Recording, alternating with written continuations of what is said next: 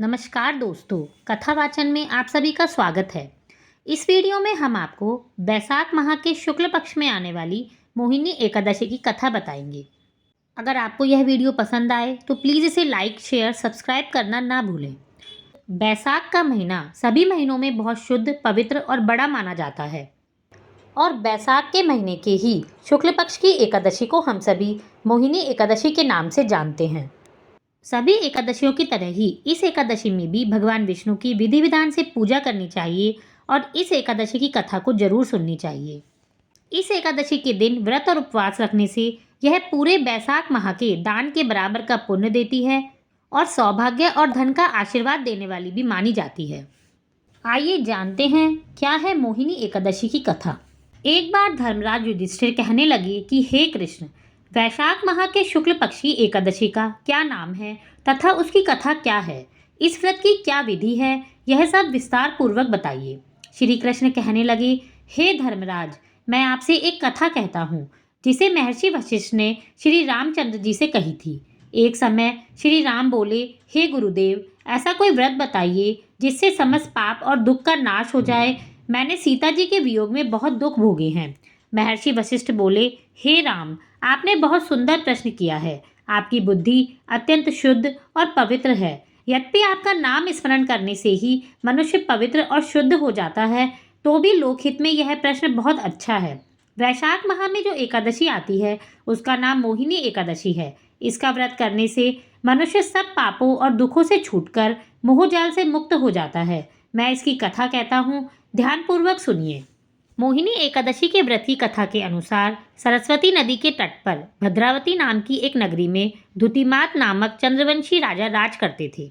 वह धन धान्य से संपन्न व पुण्यवान धनपाल नामक वैश्य भी रहता था। वह अत्यंत धर्मालु और विष्णु भक्त था।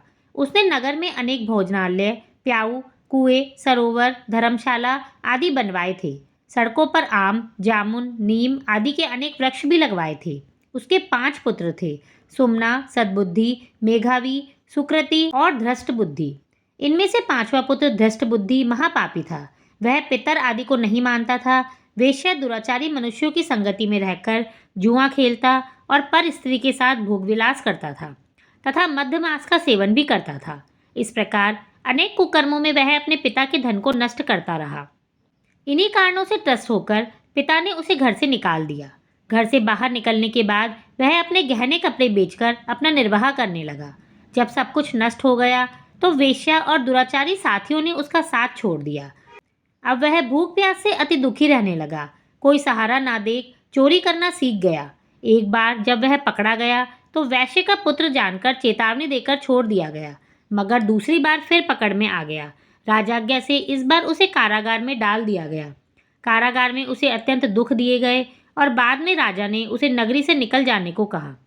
वह नगरी से निकलकर वन में चला गया। वहां वह वन्य पशु पक्षियों को मारकर खाने लगा। कुछ समय पश्चात वह बहेलिया बन गया और धनुष बाण लेकर पशु पक्षियों को मार मार कर खाने लगा। एक दिन भूख प्यास से व्यथित होकर वह खाने की तलाश में घूमता हुआ कौंडिन्य ऋषि के आश्रम में पहुंच गया। उस समय बैसाख मास था और ऋषि गंगा स्नान करके आ रहे थे। उनके भीगे वस्त्रों के छींटे उस पर पड़ने से उसे कुछ सद्बुद्धि प्राप्त हुई। वह कौंडिन्य मुनि से हाथ जोड़कर कहने लगा, हे मुनि, मैंने जीवन में बहुत पाप किए हैं। आप इन पापों से छूटने का कोई साधारण सा बिना धन का उपाय बताइए। उसके दीन वचन सुनकर मुनि ने प्रसन्न होकर कहा, तुम बैसाख शुक्ल की मोहिनी एकादशी का व्रत करो, इससे सारे पाप नष्ट हो जाएंगे। मुनि के वचन सुनकर वह अत्यंत प्रसन्न हुआ और उनके द्वारा बताई गई विधि के अनुसार उसने व्रत किया। इस व्रत के प्रभाव से उसके सारे पाप नष्ट हो गए और अंत में वह गरुड़ पर बैठकर विष्णु लोक को चला गया। अतः मोहिनी एकादशी का व्रत सभी को करना चाहिए। इस व्रत से मोह आदि सब नष्ट हो जाते हैं और संसार में एकादशी के व्रत से श्रेष्ठ कोई भी व्रत नहीं है। इसके महात्म्य को पढ़ने और सुनने से 1000 गौदान का फल मिलता है। इस एकादशी की कथा बैसाख माह के दान का पुण्य देने में भी सक्षम है। अतः हर मनुष्य को यह व्रत अवश्य करना चाहिए और इस कथा को जरूर पढ़ना चाहिए। धन्यवाद।